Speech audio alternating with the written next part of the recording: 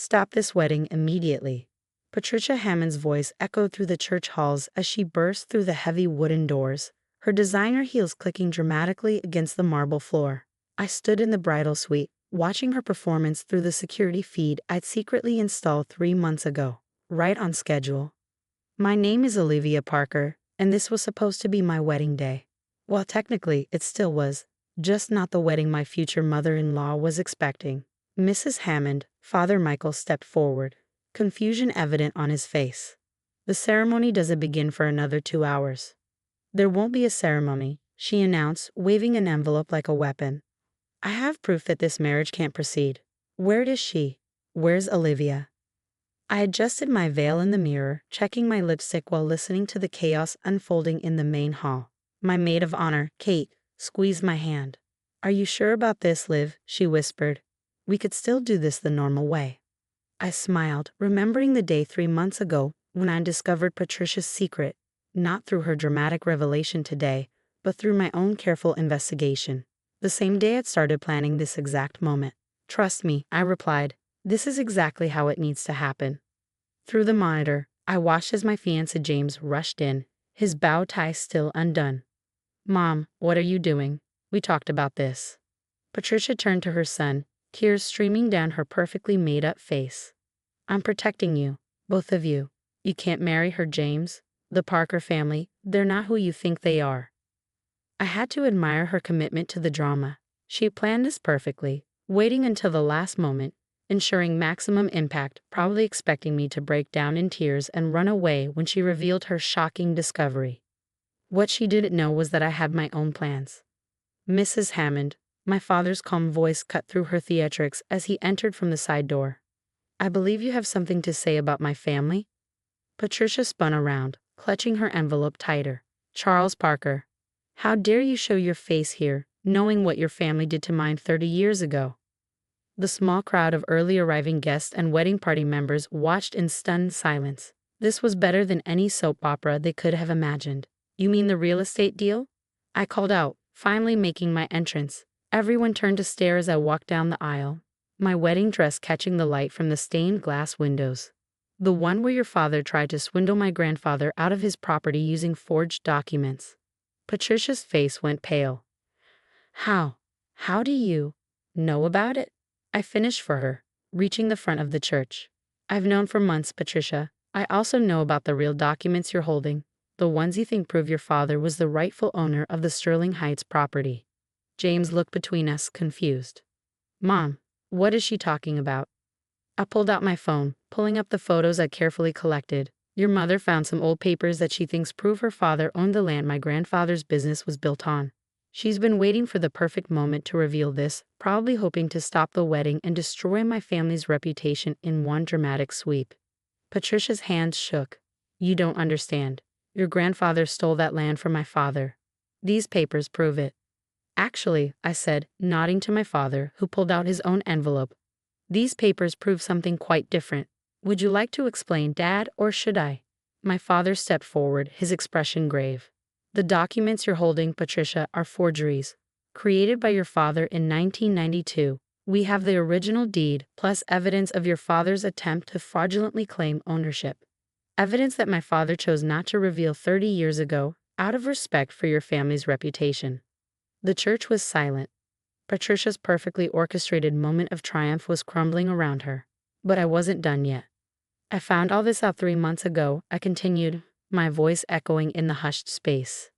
"When you started asking suspicious questions about my family's business history, I decided to do some investigating of my own. That's when I discovered your plan for today."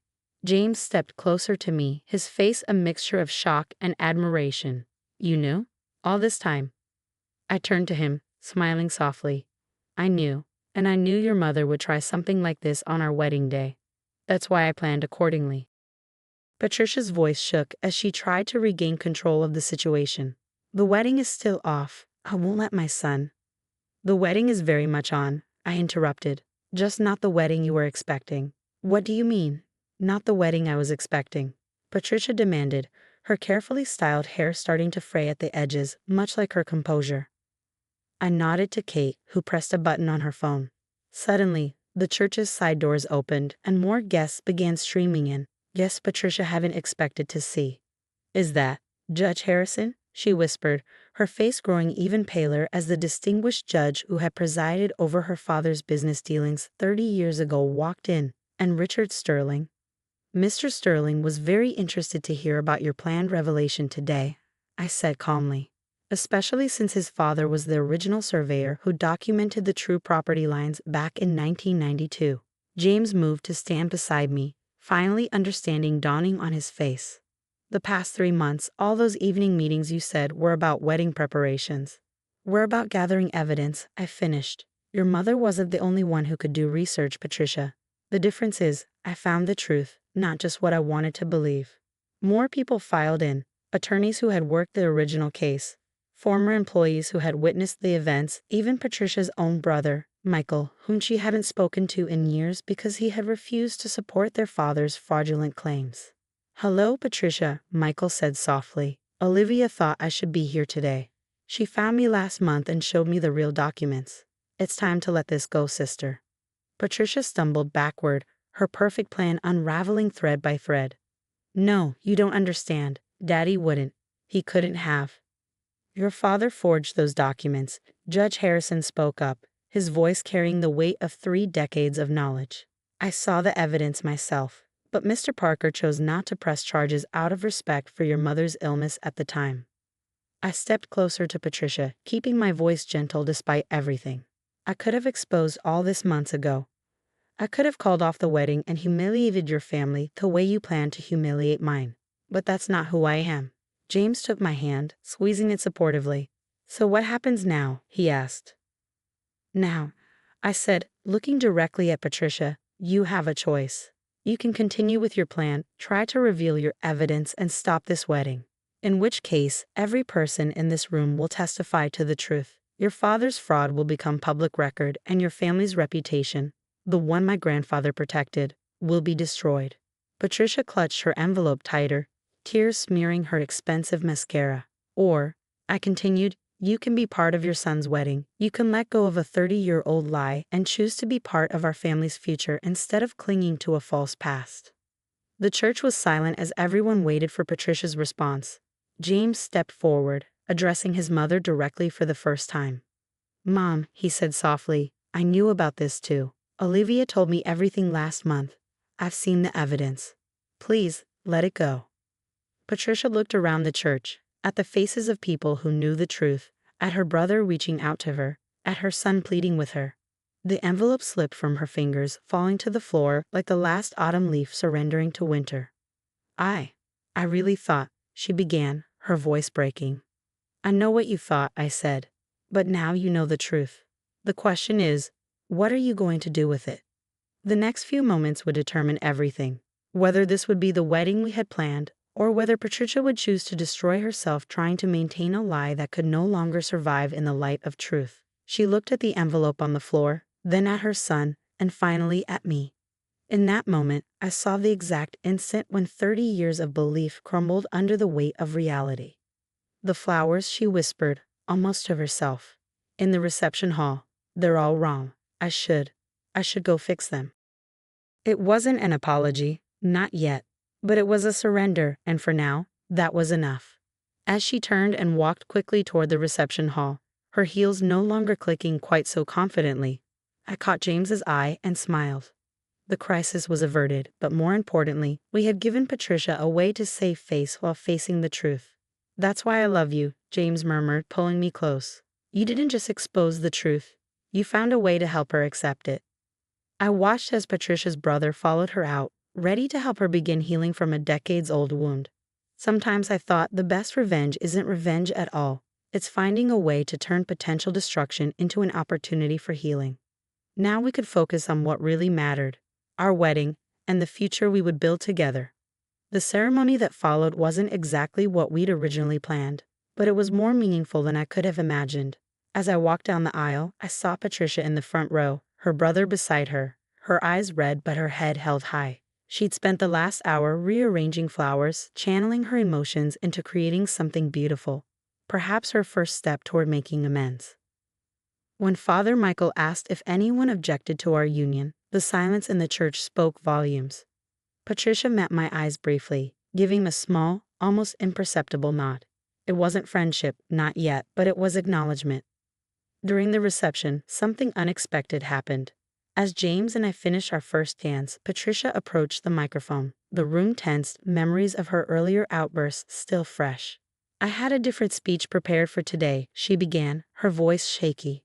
One born from years of bitterness and misunderstanding. But instead, she paused, taking a deep breath.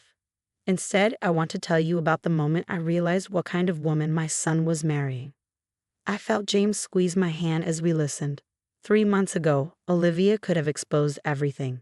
She could have destroyed not just my reputation, but the memory of my father. Instead, she chose to give me a chance to face the truth with dignity. She protected our family's privacy while refusing to let a lie persist. Patricia turned to face us directly. Olivia, I spent so long convincing myself that your family had wronged mine that I couldn't see the truth. Your grandfather showed mercy when he could have sought vengeance. And today, you did the same. Tears were flowing freely now, not just from Patricia, but from many of the guests who understood the weight of this moment. So while this isn't the speech I plan to give, it's the one that needs to be said. Welcome to our family, Olivia. Thank you for showing me that sometimes the strongest person isn't the one who strikes back, but the one who finds a way to break the cycle of hurt. The room erupted in applause as Patricia stepped down from the podium. I stood up, meeting her halfway across the dance floor. Without words, we embraced. Not as adversaries, not even as mother and daughter-in-law, but as two women who had found a way past decades of pain. Later that evening, as the celebration continued around us, Judge Harrison approached with an old leather portfolio. Your grandfather would be proud, he said, handing me the folder. He always said the Parker family's true legacy wasn't in property or wealth, but in how we treated others, especially those who wronged us. Inside the portfolio were the original documents from 30 years ago, along with a letter my grandfather had written explaining his decision not to pursue legal action against Patricia's father. Sometimes, the letter read, the greatest victory isn't in winning the battle, but in choosing not to fight it at all. True strength lies in having the power to destroy someone and choosing instead to help them rebuild. As the evening wound down, I found James standing on the balcony, looking out over the city lights. You know, he said, pulling me close, when you told me about Mom's plan last month, I was terrified about how today would play out. I leaned into him, remembering those tense conversations. I knew it could go either way, but I had to believe that given the chance, she would choose healing over hatred. You gave her more than a chance, he replied. You gave her a way to save face, to maintain her dignity while facing the truth. That's what changed everything. The sound of laughter drifted up from below, and we looked down to see Patricia and her brother Michael sharing a moment, decades of estrangement beginning to melt away. Sometimes, I said, the happy ending isn't about winning or losing. It's about finding a way for everyone to move forward together. James kissed me softly. So, Mrs. Parker Hammond, ready to start our own legacy? I smiled, thinking about my grandfather's letter and the lessons it contained. I think we already have. Our legacy started the moment we chose love over revenge, truth over triumph. As we rejoined our guests, I caught Patricia's eye across the room. She raised her glass in a quiet toast, and I knew that while the road ahead might not always be smooth, we had laid a foundation of understanding that would sustain us through whatever challenges came our way.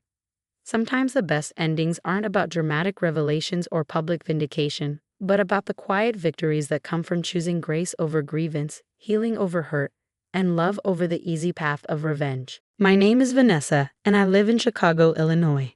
I'm 24 years old, and I work in the finance department of a mid-sized company downtown. From the outside, my life might seem like I've got it all together, a stable job, living in a decent neighborhood. But the reality is far from perfect. You see, I live with my dad, Carter, and my stepmom, Violet. Our house is small, cramped, and yet, somehow, I've ended up being the one holding it all together. Every bill that comes in, rent, utilities, groceries, it's my paycheck that keeps the lights on and a roof over our heads. Why? Because my dad spends most of his money on his gambling habits and pampering Violet. It's not like I don't love my family. I do, but there are days when the weight of responsibility feels crushing. My friends don't get it. They ask why I don't just move out or stand up for myself. What they don't understand is that I've always been the responsible one, the one who picks up the pieces when things fall apart. It's exhausting, but for a long time, I just accepted it as my role in the family. Every morning, I wake up early to head to work. I spend my day crunching numbers and balancing budgets only to come home to a house where no one seems to care about the sacrifices I'm making. And yet, I never really complained. I figured if I just kept working hard, things might eventually get better. But looking back now, I see how much I was fooling myself. I'll never forget the day my world finally tipped over. It was a Wednesday, a long, draining day at work.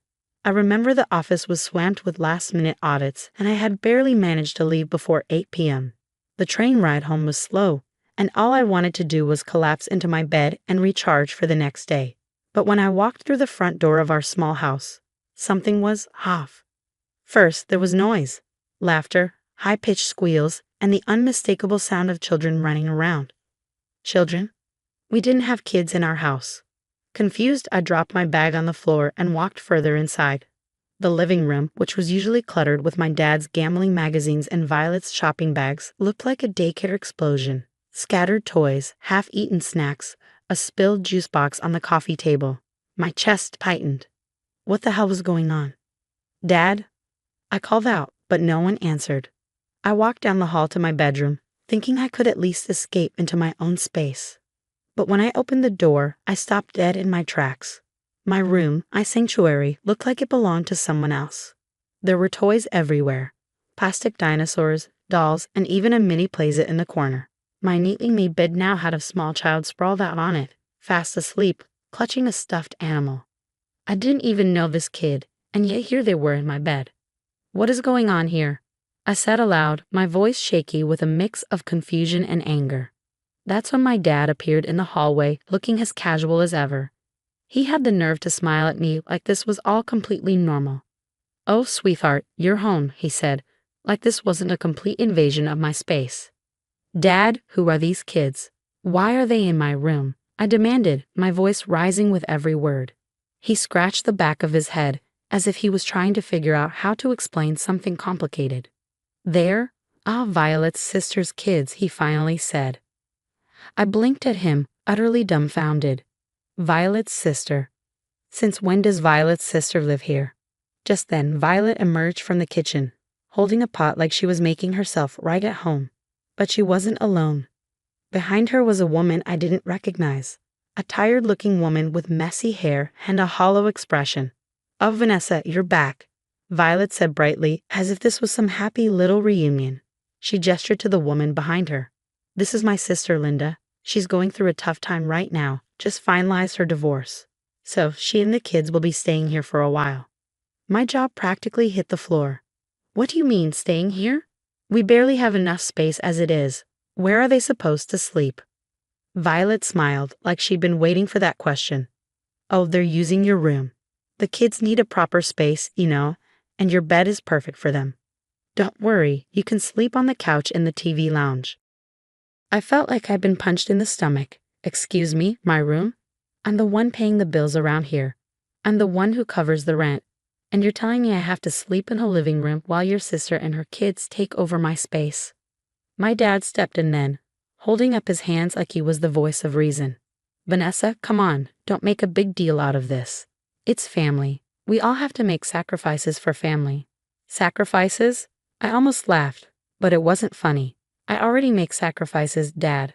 I pay for everything while you blow your money on gambling and whatever Violet wants. And now you want me to give up the one thing I have left in this house? My room? This is too much." Violet's face hardened, but my dad just sighed like I was being unreasonable. "Sweetheart, you've done so much for this family. Can't you do this one thing too? Linda's in a tough spot, and we need to help her." I couldn't believe what I was hearing. My room, my bed, my space, just handed over without even asking me. And I was supposed to be okay with it because it was for family. My dad's words rang hollow in my ears. I looked at him, at Violet, and then at Linda, who stood there awkwardly like she knew this was wrong but wasn't about to speak up. My chest burned with anger, frustration, and the crushing weight of betrayal. I didn't say another word. Instead, I turned on my heel, went back to my room, if I could even call it that anymore, and grabbed my suitcase. I threw in as much as I could fit, grabbed my work bag, and walked back toward the front door. My dad called after me, "Vanessa, where are you going?" I stopped, my hand on the doorknob. "I'm leaving," I said firmly. "If you care so much about this family, then you can figure out how to take care of them without me. I'm done." And with that, I walked out into the night, leaving behind everything I'd worked so hard to hold together. At that moment, I didn't care where I was going. All I knew was that I couldn't stay in a house where my value only extended as far as the money I could provide. In the weeks after I left, the silence from my family was deafening. At first, I thought maybe they didn't care, or maybe they were too stubborn to admit they'd messed up. I found a small room to rent on the other side of town. Not much, but it was mine. For the first time in years, I felt a strange sense of peace. No chaos, no unpaid bills landing on my lap. No one demanding I sacrifice more. Just quiet. But that peace didn't last long. It was about a month later when my phone rang. I saw my dad's name flashing on the screen and almost didn't pick up. Part of me didn't want to hear whatever excuse or guilt trip he had ready for me, but curiosity got the better of me and I answered. "Vanessa." His voice sounded different, frantic, desperate. I leaned against the kitchen counter, bracing myself. "What do you want, Dad?" I asked, my tone flat. "Vanessa, please, you have to come back," he said, his words tumbling over each other. "We're in trouble, real trouble. The landlord is threatening to evict us. The bills are piling up, and I don't have the money to cover it. I need your help. The family needs your help." I closed my eyes and let out a slow breath. "My help?" I repeated, my voice dripping with disbelief. "You mean the same help you threw out the window when you handed my room over to people I didn't even know?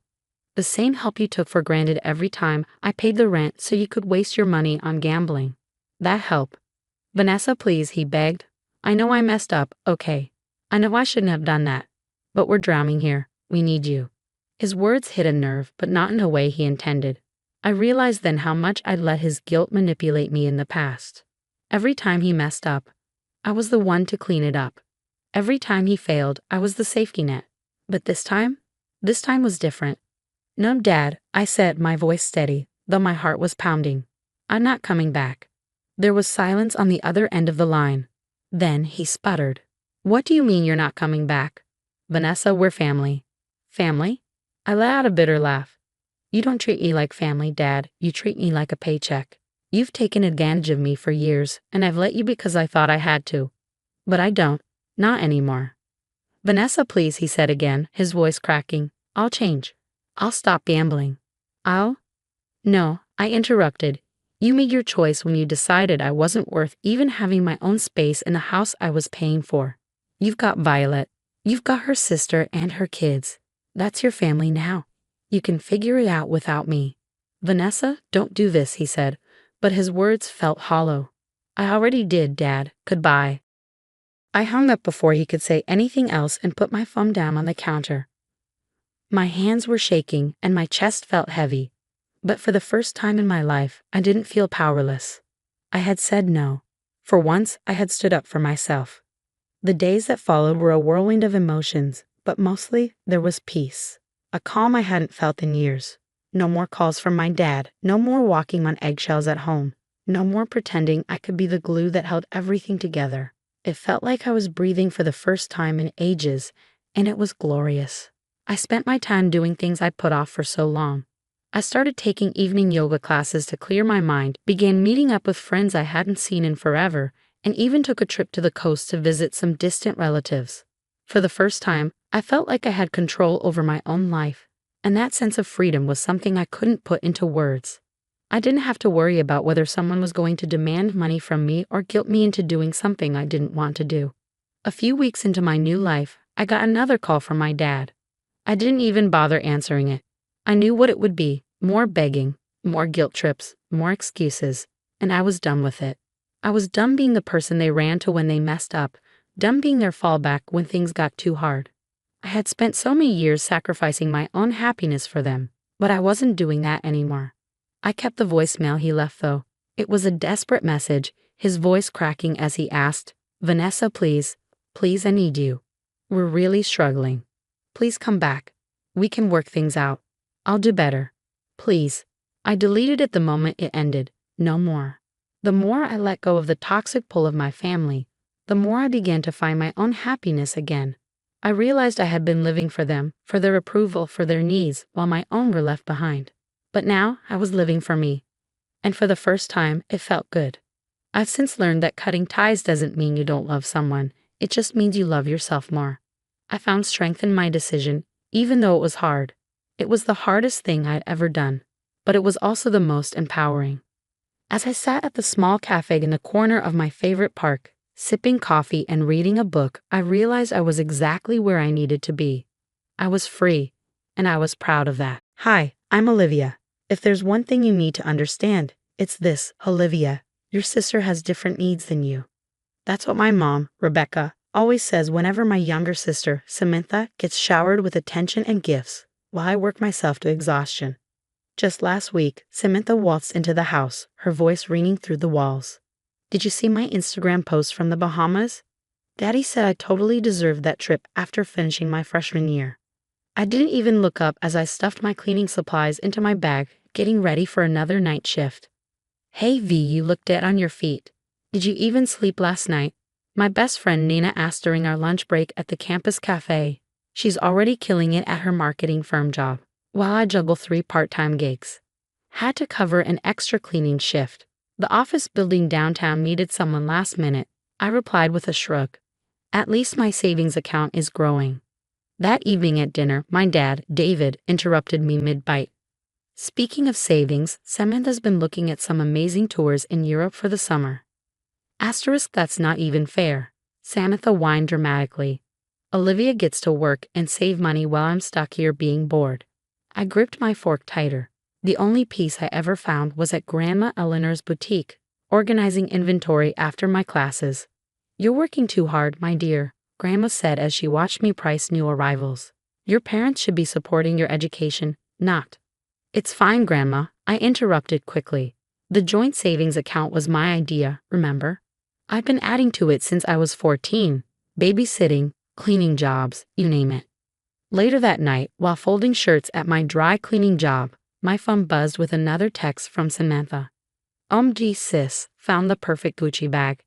Can you believe Mom and Dad said they'd get it for my birthday? You should totally come shopping with us. Some of us have to work, I texted back, forcing myself to keep the bitterness out of my message. Don't be such a buzzkill. It's not my fault you choose to work all these gross jobs instead of enjoying life. Besides, Mom and Dad always say you're just trying to make them look bad by working so much, she replied. Nana called just as I was finishing my shift. Girl, you won't believe who I just saw at the mall. Your sister, dropping hundreds on designer clothes while you're here working nights. Yeah, well, that's the family dynamic, I sighed. Samantha's the golden child who needs everything handed to her, and I'm just the responsible one who works herself to death. Your parents still have access to your savings account, right? Maybe you should. Nina's voice trailed off. They're my parents, I said, trying to convince myself as much as her. They wouldn't. They couldn't. But I was about to find out just how far family loyalty went. It was a cold morning when I opened my banking app. My hands trembled as I stared at the screen. $15,000. Gone. Vanished in multiple withdrawals over the past 3 months. What's wrong, Dee? You look like you've seen a ghost, my boyfriend Andrew asked as he reached across the cafe table to squeeze my hand. They took it, I stammered. My parents, they've been taking my money. That evening, I confronted them in the living room, clutching my bank statement. Mom, Dad, I need to talk to you. Why are there withdrawals totaling $15,000 from my account? Oh, honey, we were going to tell you, Mom said with a tight smile. Samantha needed the money for her Europe trip and some necessities. Necessities? My voice cracked. My cleaning money paid for her luxury vacation. Don't be selfish, Olivia, Dad interjected. Your sister has special needs. Besides, we've always helped manage your money. Manage? I spat. You mean stealing?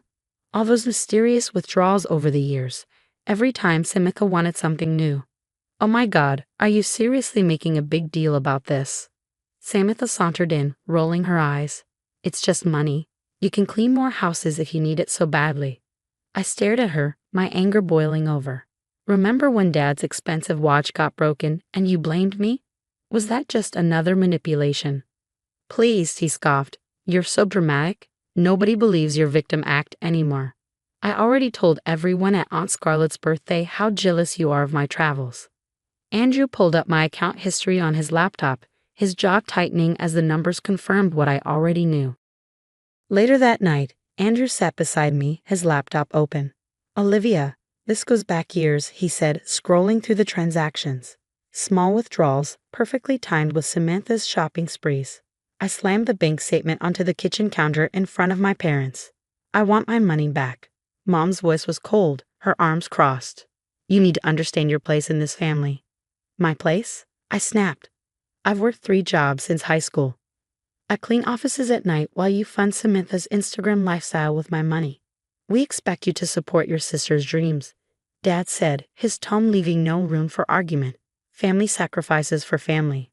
The next day, I broke down at Grandma Eleanor's boutique. She found me sitting on the floor of the stockroom, tears streaming down my face. I trusted them, Grandma. How could they do this to me? She crouched beside me, pulling out a small, worn notebook. I've been watching them treat you like this for years, she said softly, and I've been keeping track. Later, Nina hugged me during our lunch break. Your sister is being awful about this whole thing, she said. She's telling everyone you're having a mental breakdown from working too much. That night, I walked into my room and found Samantha rummaging through my things. What are you doing? I demanded. She turned around, holding a bracelet. Looking for this, the one that went missing after you wore it. I never borrowed your bracelet. She shrugged. That's not what I told Mom and Dad. Maybe if you weren't so busy working all the time, you'd be more careful with other people's things. Before I could respond, my phone buzzed. Another bank alert, another withdrawal. Think of it as your contribution to family harmony, Mom said later when I confronted her again. After everything we've done for you, Dad added, as if I were ungrateful for the privilege of being robbed. That night, Andrew held me as I sobbed. This isn't right, V, you know that, right? This isn't what family does. I wiped my eyes, something hardening inside me. You're right, and I'm done letting them get away with it. Andrew helped me open a new account at a different bank the next day. We need to move your remaining money now, he said. When I got home, Samantha was lounging on the couch, flashing her new engagement ring. Why do you even care about working so hard? She asked lazily. Daddy said Olivia should contribute to my dream wedding. She's been so stingy lately. A few days later, while organizing Grandma Eleanor's financial records, I stumbled upon something shocking. Documents showing a substantial inheritance from my grandfather. Money my parents had kept hidden from her. That evening, Mom cornered me in the kitchen. What's this I hear about Richard's family wanting a yacht wedding? She asked. You need to take out some student loans to help. It's time you step up as a sister. I stared at her, incredulous. You want me to take loans to repay the money you stole and fund Samantha's wedding? Don't be difficult, Olivia. Family sacrifices. Stop saying that. I interrupted. You've stolen enough from me. Nina helped me gather more bank statements during her lunch breaks. Look at this pattern, she said, spreading the papers out on the table. Every major withdrawal coincides with Samantha's shopping sprees and vacations. At Sunday dinner, Grandma Eleanor dropped a bombshell. I'm selling the boutique. The silence was deafening. Mom, you can't be serious, Dad finally stammered, his fork clattering against his plate. What about the family legacy? Mom added, panic creeping into her voice. Obviously, the money should help with Samantha's wedding, she continued, gaining confidence. And maybe some investments for us. Grandma cut her off, her voice sharp. It's my business. I'll decide what happens to it. She glanced at me, her eyes filled with determination. For the first time in years, I felt like I wasn't alone in this fight. Later that week, Andrew called with life-changing news. The marketing position is yours if you want it. Starting salary, twice what you're making now. I was documenting yet another unauthorized withdrawal when Samantha burst into my room. You're ruining everything, she screeched. Richard's family expects the perfect wedding, and you're being so selfish. I looked up from my laptop, unfazed. Maybe you should ask Mom and Dad where all my savings went. Her eyes narrowed. You're just jealous because I'm getting married and you're... What even are you? A cleaning lady with delusions. That night, I found Mom at the kitchen table, filling out loan applications in my name. What are you doing? I demanded. Taking initiative since you won't. The wedding venue needs a deposit. I snatched the papers from her. This is fraud. She glared at me, completely unapologetic. This is family. After everything we've done for you. You mean after everything you've stolen? I shot back. The next day, Grandma Eleanor and I met at her house, away from prying eyes. I've been tracking their financial manipulations for months, she said, showing me a thick stack of meticulously detailed records. Your grandfather would be disgusted. Later, I overheard Dad asking Samantha, does Richard know you maxed out those credit cards? Maybe we should use some of Olivia's new salary to help. I stepped into the doorway, arms crossed. My salary isn't your personal piggy bank anymore. And neither am I. Samantha's voice turned shrill. What about my wedding? She wailed when I refused to sign the loan papers. You're supposed to be my sister. I looked at her, really looked at her, and felt nothing but pity. I was always your sister. You just saw me as your bank account. At what would be our final family dinner, Grandma Eleanor dropped a bombshell. I've sold a boutique, she announced, her voice calm yet resolute.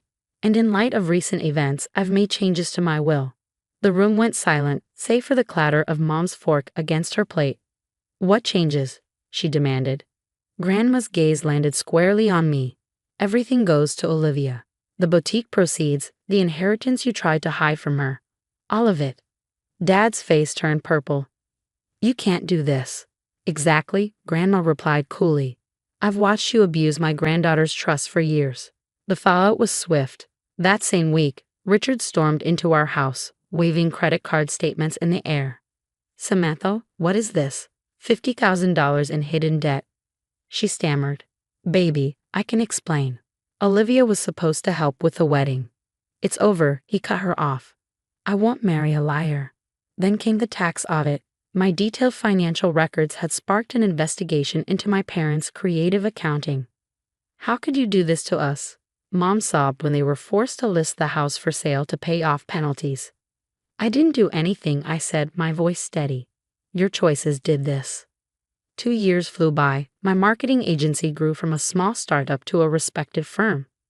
One afternoon, Samantha called me from her new job at the mall after failing out of college. Please, we're struggling. Can't you help your family? Like you helped me. I asked, my tone sharp. By stealing my savings while I cleaned offices at night. That was different. We're blood. She protested. Blood doesn't excuse theft. Mom and Dad tried reaching out when they moved into their tiny apartment. We've learned our lesson, Mom said over the phone. We miss you. I'm sure you miss my money more. Later that night, I celebrated my agency's latest success with the people who truly supported me, Grandma Eleanor, Andrew, and Nina, my real family. To karma, Nina said, raising her glass. To justice, Grandma Eleanor added with a smile. Andrew squeezed my hand. I looked around my beautiful office, thought about my thriving business, my upcoming wedding, and the people who stood by me. Then I remembered those nights cleaning offices, the stolen savings, the years of manipulation.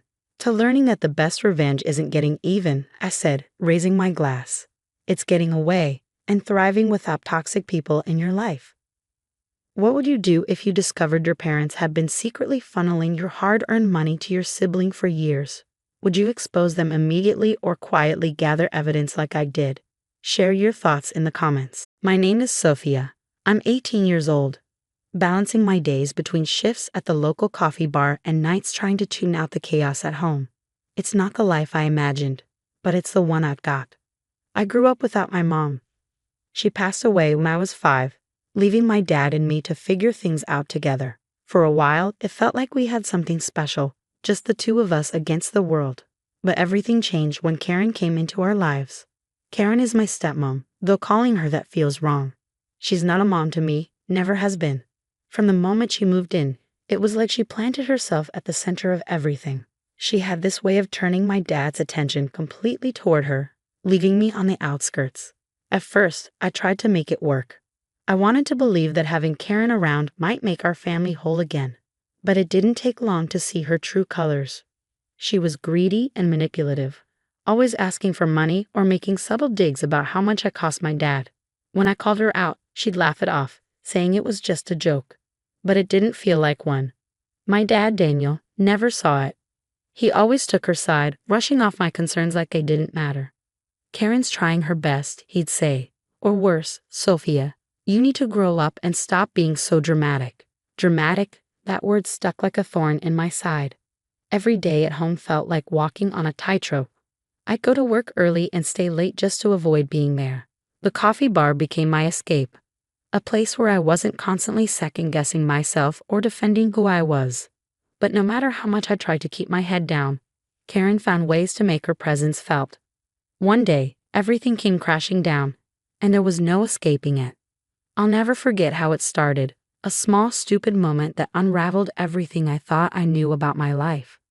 It was a Saturday morning, one of my rare days off from the coffee bar. I decided to do something I hadn't done in a while. Organize my small collection of jewelry. Most of it wasn't anything fancy, some sentimental pieces from my mom, a couple of earrings I'd saved up for, and a necklace my grandmother had given me when I turned 16.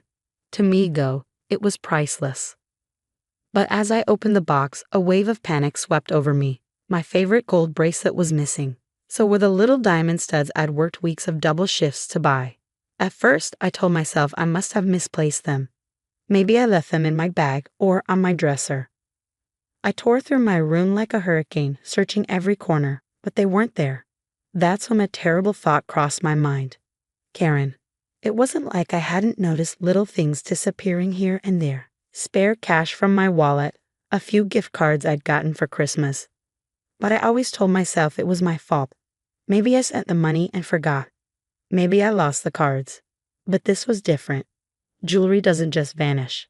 I couldn't shake the suspicion, so I started snooping. I waited until Karen and my dad went out to lunch, one of their many weekend dates where I wasn't invited, and I made my move. I felt guilty rummaging through their room, but I had to know. It didn't take long to find what I was looking for. In one of Karen's purses, shoved carelessly into the back of her closet, was my bracelet. My earrings were there too, along with a wad of cash that definitely wasn't hers. My heart pounded in my chest as I stared at the evidence. This wasn't just a misunderstanding. Karen had been stealing from me. By the time they got home, I was shaking with anger. I waited until dinner to confront them. I wanted my dad to hear everything, to finally see Karen for who she really was. We sat down at the table, the tension already thick in the air. Karen smiled like nothing was wrong, asking me how my day was and if I'd thought about applying to college yet. Her voice was sweet, almost mocking, and it made my skin crawl. I couldn't take it anymore. "Where's my bracelet, Karen?" I blurted out, my voice sharper than I intended. Her smile faltered for a split second before she recovered. "What are you talking about, honey?" she asked, all innocence.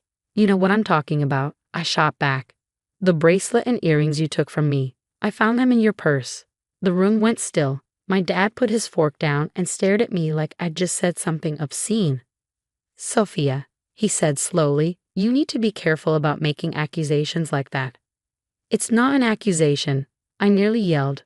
"I saw them. She's been stealing from me, Dad. Look in her purse if you don't believe me."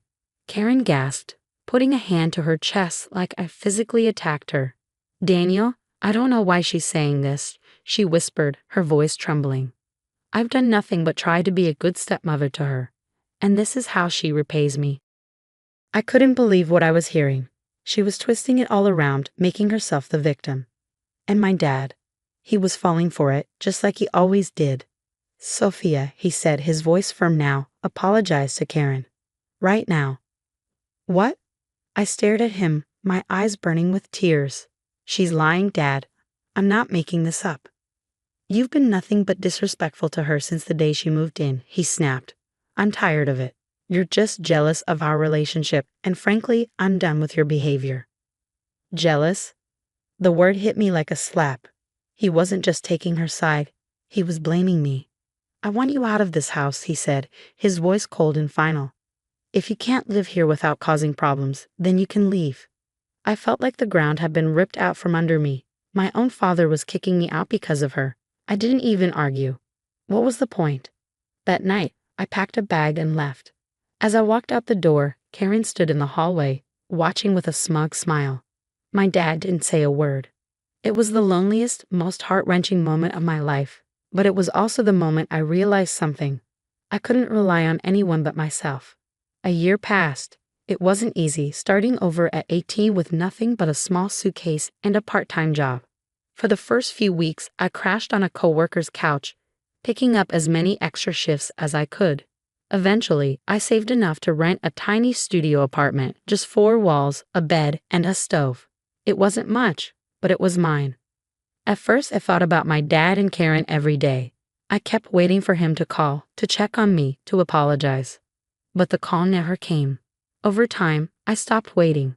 I focused on myself, worked harder, and started taking community college classes. Life wasn't perfect, but it was mine, and for the first time, I didn't feel like I was suffocating. Then, one evening, my phone rang. The number wasn't saved, but I recognized it instantly, my dad.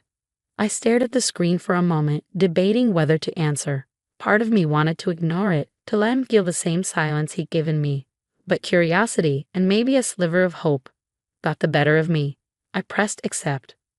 Sophia. His voice came through the line, frantic and desperate. Please, Sophia, I need you.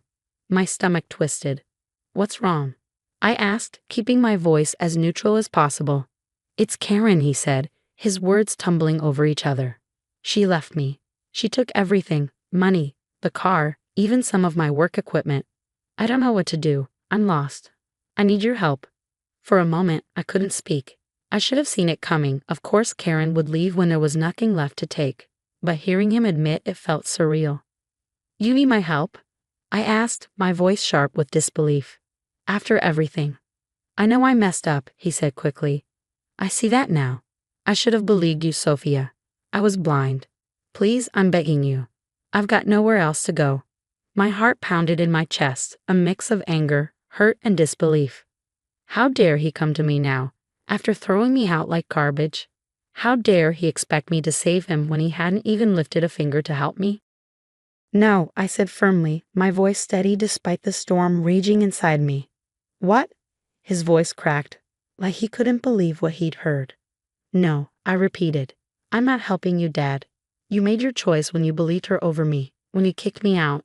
You said I was jealous, remember? That I was disrespectful. So go ask Karen for help. She's your perfect wife, isn't she? Sophia, please, he begged. I know I was wrong. I know I don't deserve your forgiveness, but I'm your father. Were you my father when you threw me out at night with nowhere to go? Were you my father when you chose her lies over my truth? No, Dad. You were her puppet, and now you want me to clean up your mess? I'm done being used. I'm done being ignored until it's convenient for you. He was crying now. I could hear it in the way his words broke, in the shaky breaths he tried to hide. I don't know what else to do, he whispered. That's not my problem anymore. I set my voice hard. You let her destroy everything, and now you're dealing with the fallout. I won't be dragged back into your chaos. I deserve better. For the first time, I felt completely in control. I wasn't the scared, heartbroken girl he'd pushed out a year ago. I was stronger now. I'd built a life without him, and I wasn't about to let him ruin it. Goodbye, Dad, I said, my voice soft but resolute. Don't call me again. And with that, I hung up. It felt like cutting a chain that had been dragging me down for years. It hurt, but it also felt freeing. As I sat there, the phone silent in my hand, I realized something. I wasn't angry anymore. I wasn't carrying the weight of his betrayal or Karen's manipulations. I was free, and that was more valuable than any apology he could ever offer. After that phone call, I felt a strange calm wash over me. It was like I had closed a door that I'd been afraid to shut for too long. For the first time in years, I didn't feel like I was waiting for someone to come around, to see my worth, or to finally choose me. I had chosen myself. Life after that moment felt lighter. I threw myself into my classes and my work, but not in the desperate survival-driven way I used to.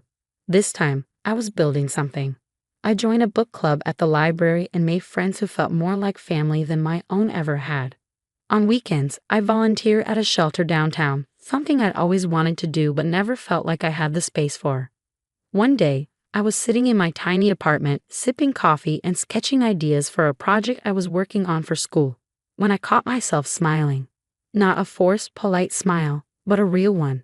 I realized then that I hadn't thought about Karen or my dad in weeks. Their drama, their toxicity, it didn't hold power over me anymore. I wasn't just surviving, I was thriving. The little apartment that once felt like a temporary refuge became my sanctuary. I filled it with plants, books, and memories of the life I was building. Every day, I grew more confident in who I was and what I wanted. I wasn't the same scared, angry girl who had been thrown out of her home. I was someone stronger, someone freer. I don't regret my decision to walk away. It taught me the most important lesson of my life, that my worth isn't defined by anyone else's approval. It's mine to claim, and I'm not afraid to fight for it anymore. I don't know if my dad ever found Karen or if he figured out how to pick up the pieces. But that's not my responsibility. For too long, I carried burdens that weren't mine. Now I'm focused on my own story, the one where I finally get to be the hero.